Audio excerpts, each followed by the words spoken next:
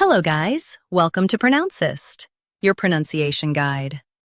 Today we will learn how to pronounce the word shown on the screen. Capriciously. Both US and UK have the same pronunciation of this word. Capriciously.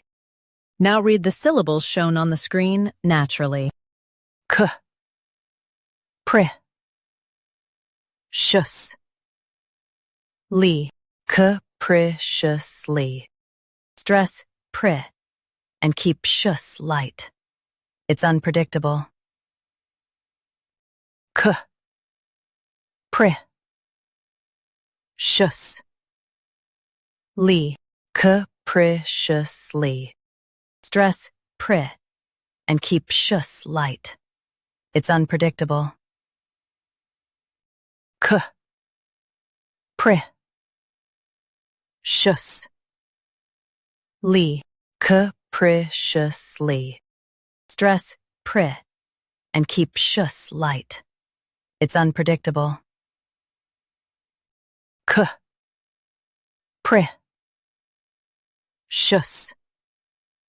Li. Capriciously.